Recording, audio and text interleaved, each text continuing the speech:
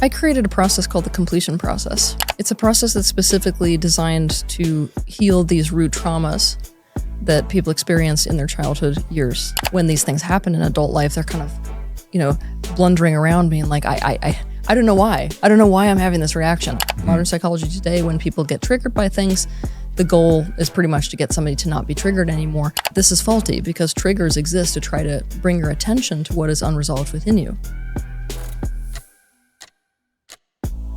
All right, guys, I have Teal Swan here today. Thanks so much for coming on. It's good to be here. Yeah, and you're on the way to a mountain after this. Yes, I'm headed to Mount Shasta for the first time in my life. Wow, you haven't been there before? No. Interesting. What drew you to make a trip out there? I've been spiritually called, so to say, there for a few years, but I don't go on vacation. I'm one of those people that follows my career around, and because mostly that's major cities, I've never been anywhere near it. Yeah. But it was just too strong this time. I'm like, I have to see why I'm being called there. That's exciting. Yeah. So sometimes you just get called to random parts of the world? Yes. And you just go there and usually something happens? It's a serious gamble.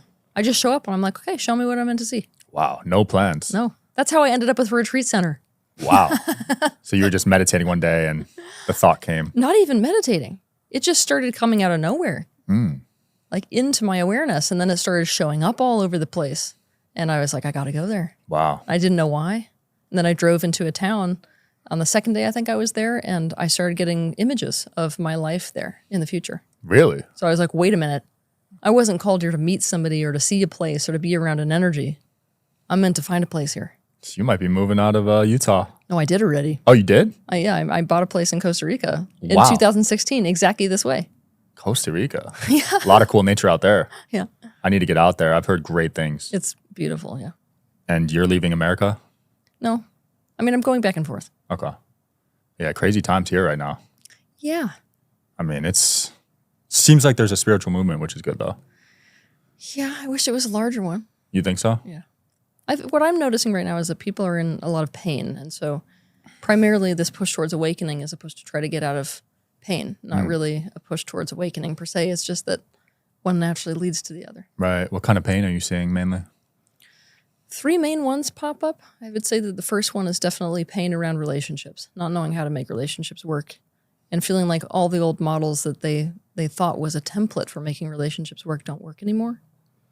Number two would be a sense of futility and hopelessness about the future of the world and therefore one's place in it.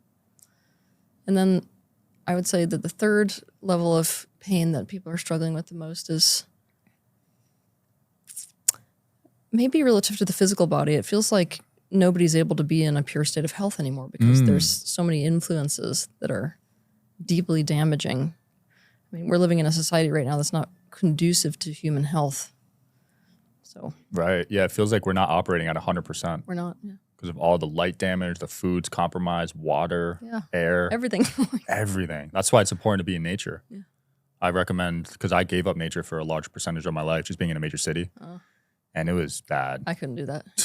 I felt terrible. I mean, I was having anxiety, mental health problems, but I didn't know it was kind of because of that, just being stuck in a city. A lot of people live in a city. Yeah, I don't think most people who live in a city understand how much of what they're dealing with is down to the amount of influences that are in cities that are not actually, like I said, conducive to human health. It's just, you just start feeling bad, you don't really understand why. And then you get used to it. Yep. And you think that's your normal level. And then you got ancestral trauma too, which you specialize in that. Yes. Ancestral healing. I've been diving down that road. Oh. Yeah. What have you found? Had some past life trauma actually. Some money trauma. And hopefully it's fixed. I'm still working on it, but it's interesting. Growing up, I didn't know that was a thing at all. Oh, hugely, yeah. Yeah. It's important to dive down that route, right? I think it's one of the key roads to walk down in life, actually. Now, I know that some people are in a position where it's more difficult for them to find this type of information, but what will shock people is that if you start kind of pulling the strings, metaphorically speaking, it'll surprise you how much you can find. Even with loose information, like, I had family members that might have been in this place at this specific time, and then you find a historian who could tell you about what was happening then, and it's like living history. You can feel it in your own body. And those experiences, those vibrations, those patterns, those behavioral tendencies are still within us. I love that. Yeah, it's important to explore your ancestors, right? Hugely. Yeah, so my fiance and I took DNA tests, and she has a lot of indigenous American. Oh. So we're going to start going to those countries Oh, that's and going to be exploring so them. Yeah, I'm good. pumped. because she had no idea. Yeah. And her grandparents were very much in that lifestyle. I think she got like 38%. Wow. Yeah. That's going to be immensely healing. Yeah, I'm really excited for that. I mean, we've kind of gone away from that. The Native Americans, the Indigenous Americans, right? Yeah. I mean, far away. Yeah. I think religion's taken over a bunch of distractions. Mm-hmm. There are plenty of organizations right now, not enough, but we know many organizations that are trying to bring back a lot of the awareness from those indigenous cultures, which I'm loving to support those because there's a lot of gold there, especially for a return of humanity back to the natural world. What do you mean by the natural world? Well, they understood the web of life, that as a part of the web of life, we are inseparable from nature itself. So much of their practices, obviously, because they were living in such deep commune with nature itself, they understand that you can't really go against that which you are. So there are so many of their beliefs and practices and everything that are just dependent on and intertwined with the natural world. And that's what so much of the modern world has strayed away from. Yeah. So I see a lot of these types of organizations that are trying to restore the indigenous awareness as being some of those organizations that will bring people back into a state of balance with the natural world. Wow. But it's interesting to watch where we are as a world right now because we've got these crossroads. I mean, it doesn't really take a genius to see that it's like either we end up with a total dictatorship or we end up sort of stepping in the direction of health, more health for society. We either go in the direction of more harmony with nature or we destroy the environment to the point where we're like, oh, there's no return now. You know, we can feel these types of crossroads that we're at right now. So I'm loving these organizations that are, let's say, pulling us down one of those roads versus the other road. Yeah, we need that. We're really destroying the environment. I had Zach Bush on and I couldn't believe what's going on with the soil. But I could physically see it because when I eat fruit now, it doesn't taste the same when I was a kid. Well, it feels like you have to eat so much more, you know? Yeah, you got to eat triple the amount just to get the same nutrients. It's a shame. So we got to go back to just regenerative farming. Things like that, people don't know why they feel bad. And if you told them, well, you ingest something and just based off of what's going on with the soil, you're taking in so much less than your grandparents took in. There's no way to stay healthy. Even the person who tries to stay the most healthy is not going to be able to do it anymore. And it's not even down to the fault of their own food choices, potentially. It's down to the quality of the food that we can grow because of how industrialized our food process was. It's gone crazy, yeah. Are you still fully vegan? Yes. Alcohol-free, sugar-free? Yes. Wow, how long? Which means I have no fun in life. No, I'm kidding. I've been doing that for about, I would say, 15 years now. Dang. Yeah. It's a long time. So no cravings at this point. I mean, if I have a really bad day, maybe I get like cravings for chocolate. Yeah. They say that's from parasites. Sugar cravings. Okay. Do you believe in that parasite cleanse stuff? Yeah. I mean, talking to me about cleanses is like futile because I'm kind of obsessed. Yeah. You're constantly cleansing, right? Daily. Not like constantly, but I mean, if somebody watched my average diet on a day, it looks like I'm constantly on a cleanse. Yeah. I love that. Sometimes you need to cleanse your energies too. Yeah. After a long day, you feel drained. Like I'll meet someone and I feel drained. So what are you doing for that? I don't know. I need to work on that. I don't have like a set practice, to be honest. I just sleep it off, but sometimes that doesn't work, to be honest. Do you have like a thing you could do for that? Well, if I'm affected to that degree by somebody, usually they're stirring up some kind of a trigger within myself. So the first place that I go to with that is something like shadow work. There's a whole bunch of different practices within that framework of shadow work that you could use for that. For the one you're describing, I like to use emotional experiencing specifically because there's so much information that is carried by those emotions when you actually sit with them and spend time allowing that subconscious information to rise to the conscious mind.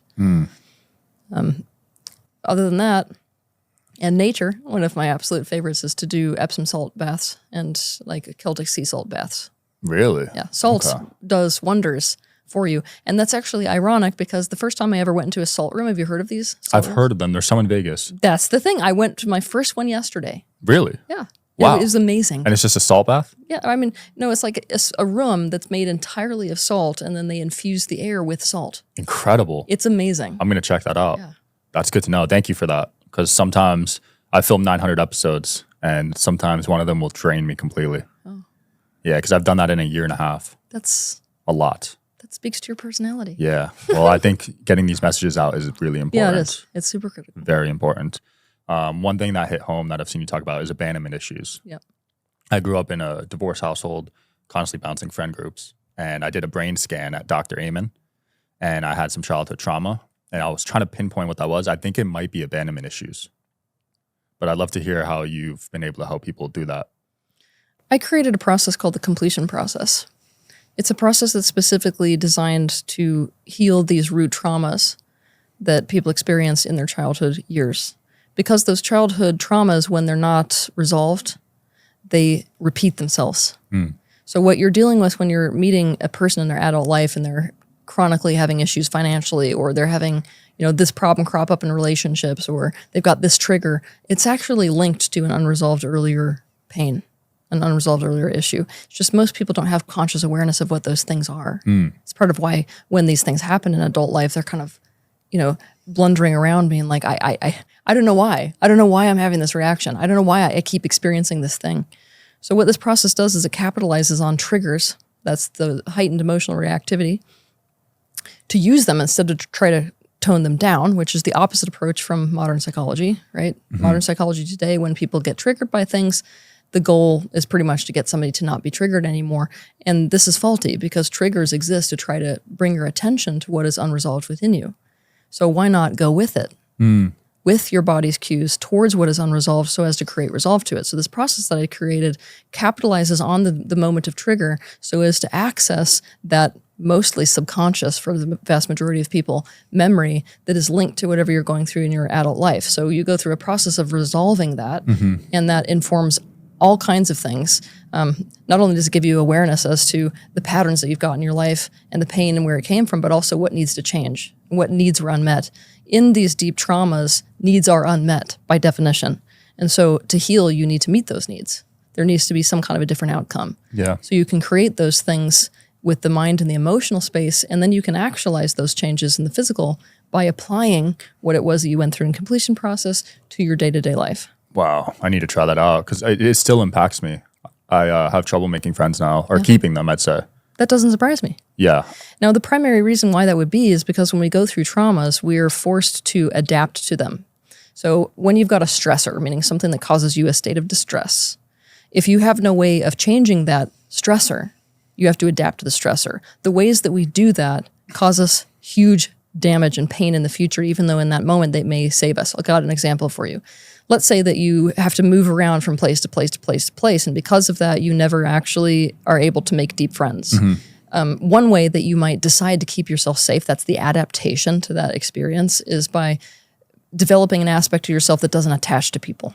So maybe you become quite aloof and cold, and people experience, being around you not being a very warm, sort of pulling environment. Almost they feel pushed away and borderline rejected, and like you're never going to be able to get close to them, so they can't establish security with you. Then all of a sudden, the very adaptations you made to not being able to have friends is the very adaptations that are keeping friends away now. Wow. It's ironic. But it's definitely, look at dating. People are bringing their problems into their relationship, right? Yeah. And that's what you specialize in. But yeah, divorce rate's 50%. Yeah. And it's because people have these traumas that they're not addressing mainly, right? Well, a lot has changed. When we have this discussion around marriage, we can't really remove it from our cultural context. So a lot of why there's so much divorce is because divorce has been almost more normalized. It was a no-no regardless of how much hell you were in before. That's changed a little bit. So people are more willing to get out of it. Got it. So we need to kind of put that cultural context aside. A lot of the reasons why these relationships are failing for people today is because people don't know themselves well enough when they get into relationships, I think. We don't really have a culture that is geared towards people really discovering the truth of who they are. More, we have a culture that's geared towards teaching children to please us. And so when a child goes to please us and develops all these social strategies, it's not necessarily a reflection of what is true or real for them. And you can't maintain that. So if you get into a relationship with those social strategies, you hit a wall eventually where you're like, I can't keep this up. But the minute that you let down on that, it's like the person's like, wait a minute, that's not, I married the other guy or the other girl. Like, who's this now? Right. Is this not what I want? So it's like this is why one of the main things I'm telling people in the dating world is that you do not want to put your best foot forward. People's best foot forward is, their adaptations. It's who they are when they are trying to secure whatever object they are trying to secure. You're going to get in trouble there because you're selling something faulty. We understand this when it comes to business. Right. You walk into a car dealership and you're like, I would like a blue car. And they're like, good, here it is. And then you start driving it and the month into it, all of a sudden it starts turning red. You're like, no, I didn't sign up for this. Yeah. But this is exactly what we're doing in dating. And we're like, wait, no, that should work. Of course it doesn't work. Yeah. Dating's brought out so many insecurities of mine. Yeah. Yeah, it's crazy. Because I've run away from conflict. Oh. It was something I learned growing up. Okay. My shout out to my mom. She watches every episode, but she used to scream at me. And I guess I developed like a habit of running away from that. Okay. So in relationships, when we would have tough conversations, I would shut down. Yeah. So I'm working on fixing that right now. That's smart. Yeah, but it's been tough because she wants to express her emotions while I want to run away from mine. Yep. And growing up, I didn't want to cry or show emotion as a guy. I feel like a lot of guys hold back their emotion, right? Oh, well, yeah. We definitely live in a society that's not great on emotions in general, I'll be honest. But I feel like men are definitely the ones that have suffered the most from our negative attitude towards emotions. Wow. We've put emotions in this category of like it somehow it takes away strength. Like you can actually have emotions and have strength at the same time. It's just, one of the things I'm working with men to do is to figure out how to canvas their emotions and in what set and setting. Because, a lot of men don't understand why women have negative reactions to when they are melting down. It's because that female is convinced that at that moment she's unsafe because he's going to drop his containment. That's a common disagreement with my fiance. Like, I try to fix everything logically, but she wants me to be there emotionally. Yep. So that's like our biggest fight. And I'm like a fixer. Like when I see a problem, I want to fix it immediately. But she just wants me to be there, So that's something I've had to learn. Yep. And a lot of women think that way, right? They just want someone to lean on, safety. Well, I would word it differently. When a person has an emotional need, sometimes the answer is to correct something tangible so that the emotions respond. But there are many emotional needs that don't really fit into the category of I need to take an action in order to create resolution to this. Some emotional states, what they need in order to resolve, in order to improve, is presence, is understanding, is joint brainstorming, is questioning. All these things that I don't feel like the very physical-oriented male has been taught to do. Right. Not at all, right? No, but I wouldn't. But the problem is I wouldn't call this a gender issue. Okay. I would call this a parenting issue. I like that. Yeah, parenting's tough though. Oh, yeah. We don't know we're harming them. We're trying to, in their heads, they think they're helping, right? Yeah. Like with my mom. I have a 15-year-old son. Oh, so yeah. It's tough though. Like my mom, like she's Asian and like school is super important. She thought she was helping by forcing me to try really hard in school, but. See, that's the ancestral thing. Cultural patterns. Right. Well, times change in school. I feel like school's lost its value though. Like for her, it worked. Yep. She got a job from it, but I don't think it's as important these days. Well, that's a big part of what's happening right now in terms of the cultural suffering. You've got these younger generations where the template for what would make somebody successful in life no longer works and no longer applies. But it's almost like, too late. You've already been sold the idea of this is the track to take, and then that track proves to be faulty and gets you in even more trouble than if you didn't take it.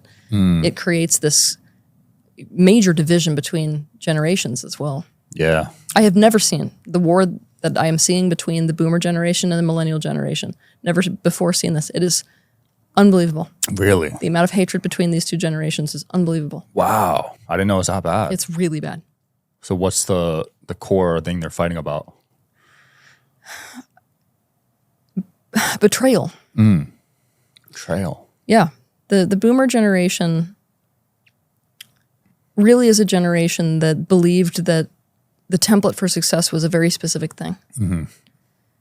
They themselves made all kinds of decisions that changed the entire framework and the landscape of this world and the society in a way that would not work anymore for what they did essentially when they were 20. So they sold an idea to the millennials. The millennials followed that ideal.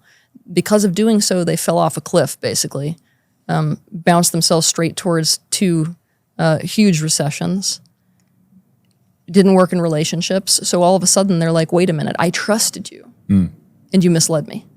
And now I can never get what you got. There's no hope for the future. And now you won't step out of the position that you're in, where I'm convinced you're making decisions that harmed me. There's a destruction lust. Wow. I mean, that's a theme for 2024, but there's a huge destruction lust between the millennials and the boomers. I could see that now. Yeah, it's a lot harder to afford what the boomers were able to afford when they were our age, right? Like a house. You're like using the word harder. Most people perceive it to be impossible, that they will never in their lifetime be able to achieve any of those simple things. Wow. That's how most people view it? Yes. Dang. That's crazy. I didn't know that. Yeah, sometimes I'm in my own bubble, right? Just so locked in working, but... Well, the people that you are talking to primarily are people who are the exception. Right. Yeah, top 1% of their fields. You're right. That's a break to the pattern. Yeah, I'm not having on everyday people. Maybe I should. It will surprise you. Yeah, maybe I should have on some normal people. I like having on both sides of the argument. Yeah, I'll have on like Democrats, Republicans. I'm open to it. I think it's important. Yeah. Provide that forum. I'm going to start having more debates. So your approach to parenting, I don't know if you want to get too personal with it, but I can get personal if you'd like to. Okay. I think it's important to teach people how you view it. But I could write a Bible on that subject, so I don't know where to start. Well, with school in particular, because that's a hot one. Are you sending them to school? I'm about to say this having full awareness that if certain parents are in a financial position where they can't do anything else, you know, I don't want to like come across as a person who's flippant and not aware of that issue that most people are facing. Okay, so knowing that I am very much in reality about where a lot of parents are and the difficulty of raising children and the position that we're in right now with childcare and work and blah, blah, blah. Setting that aside, I would never, I don't care how much you paid me, put my child in a public school. Wow. What a statement. That's crazy. Just because of what they teach and no way in system. hell. Public school is the way to kill your child's mind. It's a way to kill their self-concept. Everything about it is wrong. Now, I know that there are people within that system, which is a backward system, which are trying to fight upstream, basically, in order to do the right thing. But the entire premise of education that unfortunately still exists, which is like so embarrassing for us. I'll be honest with you, it's embarrassing. Like the fact that the education system has been the same for so many years is just ridiculous. Right. But it's a way to kill your child, and I would not want to do that. I agree. I don't even have kids yet, but this is stuff I'm consciously thinking about for when I do, because I look at what I went through, and thousands of people I talk to, they all say the same thing. What's so important for children is to unpack who they genuinely are.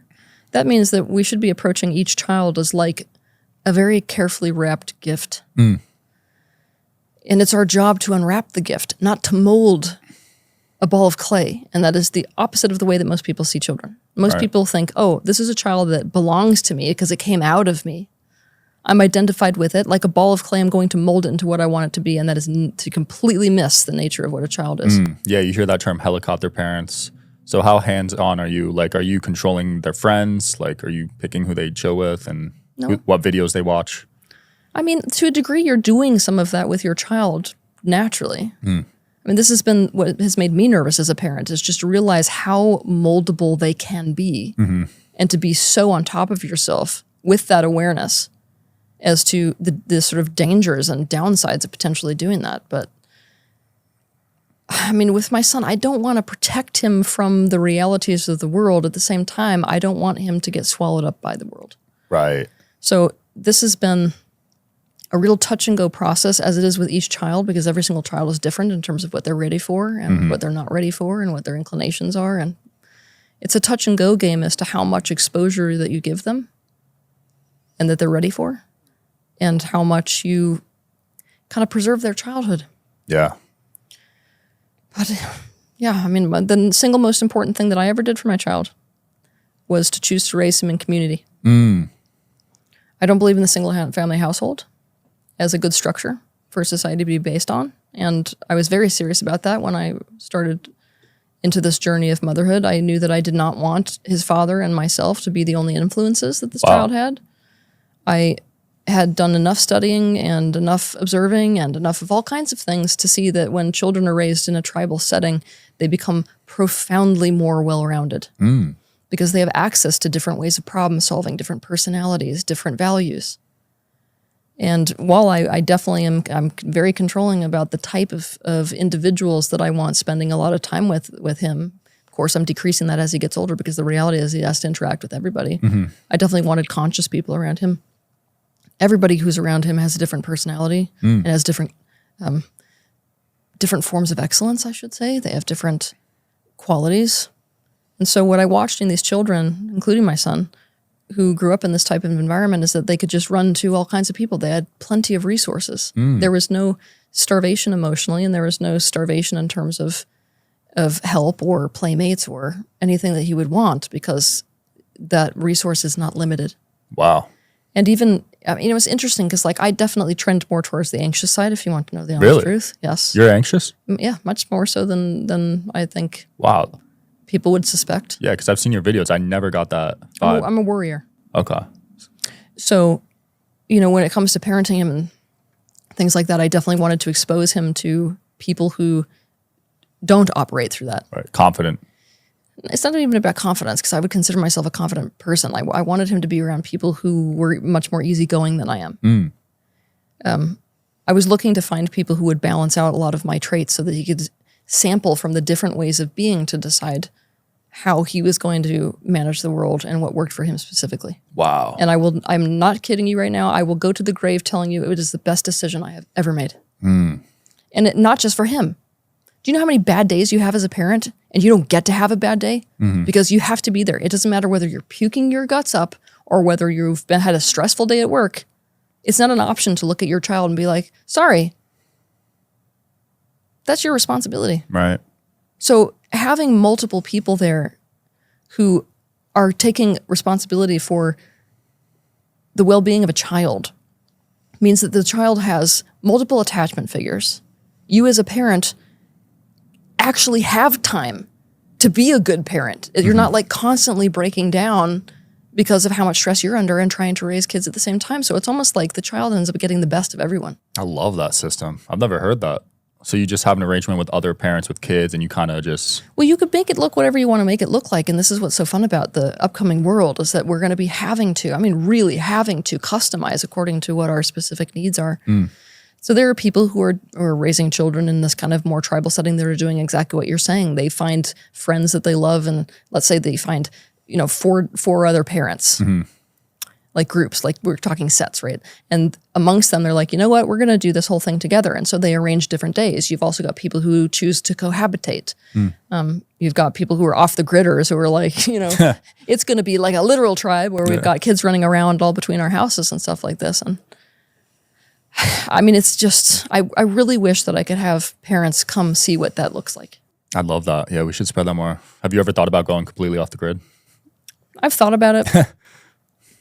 My problem is that I can feel my own purpose and calling is supposed to be so profoundly in relationship to the world that going off the grid would be an avoidant move for me to make, and I'm not naturally an avoidant person. I feel that. The opposite of what you were describing in yourself earlier. I will run straight into an argument. Really? Yeah.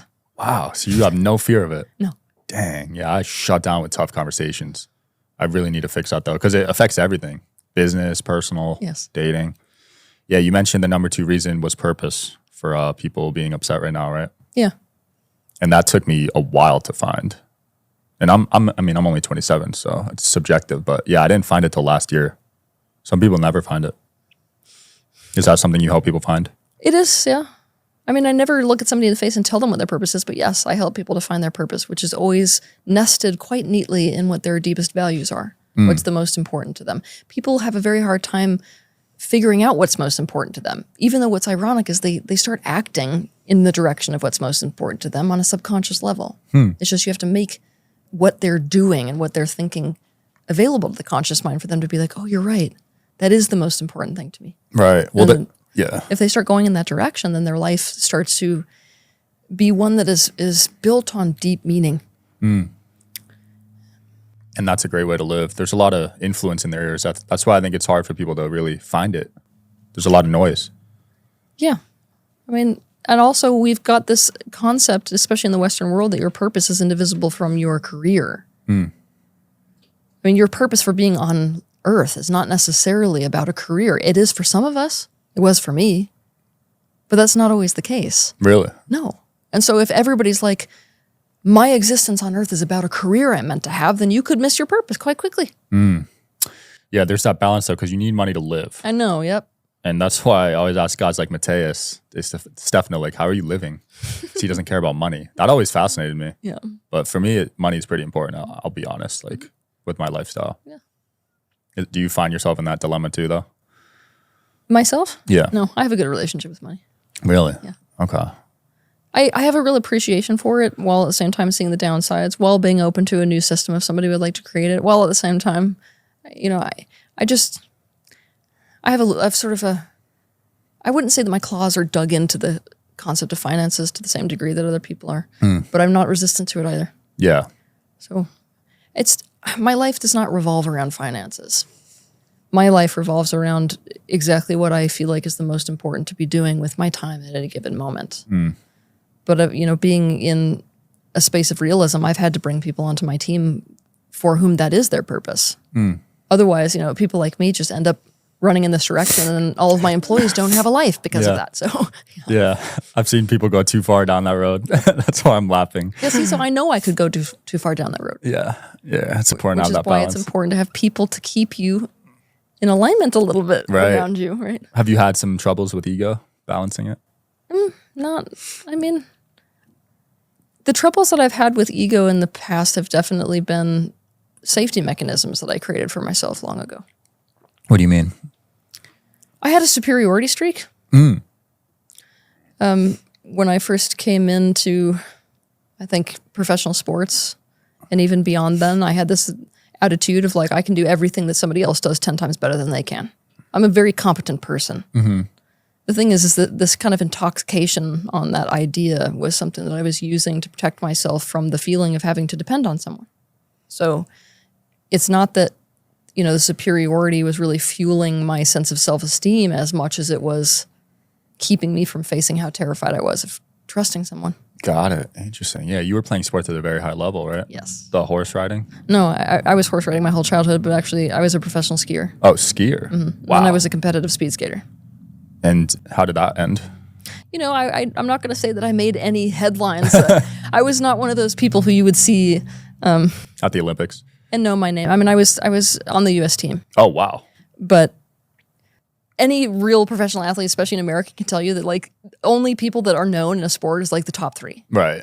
There may be, let's say on a given team, there may be anywhere between like 10 to 20 people. You will never know those people. And I was one of those. Got it. It feels like, you know, even though if you compare me to the average person, I'm far above the level of the average person. It doesn't matter when you're at that elite level. Right.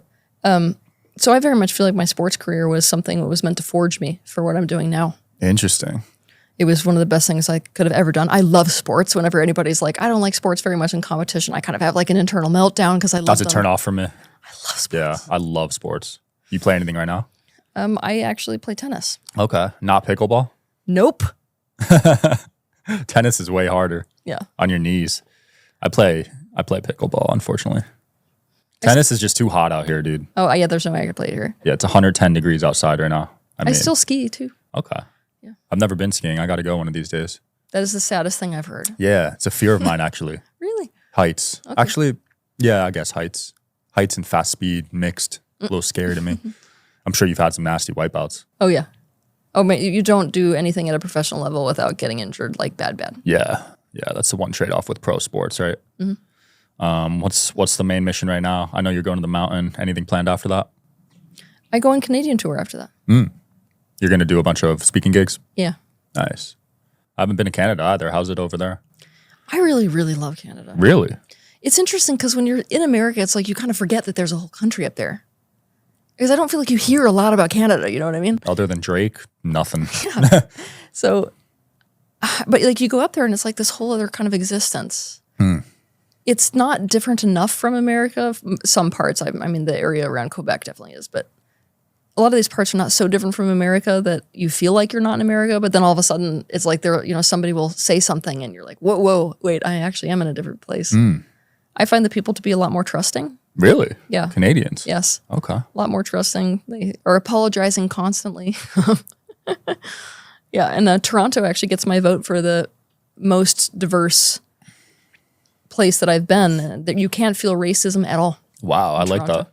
That's really cool to me. I faced some of that growing up, but yeah, I love that. That's why I like the spiritual community. It's all different races. Yeah. It's awesome. Every time I go to a Billy Carson event, it's like people from all over the world. Yeah. I'm actually going to Egypt with them. Have you been there yet? No, actually. Really? I've been invited 8 million times, but no. It hasn't called you yet? No. Wow. Because that's like one of the spots, right? Yeah. Have you done any trips with Mateus yet? No. Really? Okay. I don't ever go anywhere unless it's for my career. Like if I'm going somewhere for a speaking gig, or if I'm going somewhere because I'm hosting a retreat or a workshop or something like that. I'm very, very, very, very like dedicated towards my career, specifically being the thing that everything orbits around. So it's very unusual for me to do a pilgrimage, which is why this is unusual what I'm doing for Mount Shasta. Interesting. Do you have any retreats coming up? I have retreats coming up in November. Yeah. Okay. Where at? At my retreat center in Costa Rica. Oh, okay. I'm going to look into that for real. Let me know the dates, please, because I've been meaning to get out there. Okay. Is it with psychedelics or just like breath work or? No, I mean, it's with whatever I decide people need at a given moment, because I call this the curveball event, the one that I host down there. And it's for an entire solid week. I don't decide what I'm going to do with the people until they're in front of me. And it's based off of watching their patterns that I decide then what we're going to do. And how they respond to that dictates how we're going to do the next. Really? Yeah. So if we show up, what exactly are you looking for in people? And then what does that determine? I'm watching all kinds of things. Like I'm watching people's emotional responses to questions that I'm asking them. I'm talking to them about what it is they're struggling with the most, or what they're consciously aware that they're struggling with the most, because it's usually not the same thing. I'm watching, obviously I'm seeing energy fields, so I'm watching the way that their energy fields are moving. And what's real beneficial about living in a time-space reality that's based off of the law of mirroring, most people call this the law of attraction, is that people can't share the same space and time without being a vibrational match in some way. So you're going to see these big trends. If somebody is able to actually make it to these events and they're in the same space and time, it's crazy the amount of, let's say, unanimous patterns and problems people are facing. And so it becomes this space for completely amplified healing. Really? Where, when I'm zeroing in on an issue that one person has, it's the issue of the whole group. And so together, it's like they're identifying with each other, and we're able to work through things at such a deep level that by the time they leave, they don't feel like they're the same person anymore. Wow. Yeah. That is cool. I love those events. Yeah, that sounds really fun, actually. Yeah, because subconscious is what, 95%? So people don't even know what they're dealing with. Yeah. Because that just takes over. Yeah. And a lot of subconscious thoughts are negative, right? Yeah. Yeah, a whole lot of them, yes. Damn. So something like this is needed. I think people should check it out for sure. We'll link it below. Okay. How many people do you cap it at? I usually cap it at about 22. Oh, so nice and intimate. For those events. I have other events for larger audiences, very large audiences. I try to kind of capture everything that I can in terms of little events to large events. But that one's my small one. It's where I really want to be able to work hands-on with people. That's cool. Have you always been able to see people's energy fields? Yes, always. Since you were really young? Yes, I was born this way. Is that genetic, you think? No, actually, it's down to intentionally coming into a mother who would corrode my myelin structures. Whoa. What does that mean? So there's a myelin sheath that is around nerves. I opted into a mother who had a different RH factor than me, specifically because I knew it would corrode the aspects of my nervous system, which would, let's say, enable me to fully plug into the matrix. So I actually literally can't. So the closest that people can come to understanding what it is to live as me on a daily basis is to do a whole lot of DMT. I'm basically watching fractals all the time. Really? Yeah. So you could see a fractal right now? Oh, that's all the world is made of for me. That's all it is. So like if you look at my frequency paintings that I draw, all I'm doing is drawing the frequency template, that sort of geometric template to things. So like if we experience joy as a specific feeling in the body, but before it becomes a feeling that we perceive in the body, it actually is a geometric structure that you can see in the energy field. Interesting. So I can watch emotions just by virtue of watching the patterns in somebody's energy field. Whoa. So by painting them on canvas, they act as like a medicine, actually. That's what those paintings are designed to do. It's like if you, let's say that you have the frequency of joy in your living space, then it's literally infusing your entire space with the frequency of joy. Really? That's the whole only reason I started painting these things. Oh, wow. I'll definitely buy one. That's really cool. It's funny though, because most people are like, oh, it's abstract art. I'm like, it would be if I wasn't copying them from how I see them. That is awesome. I'm going to get one of those in my office. I'd love to feel joy all day.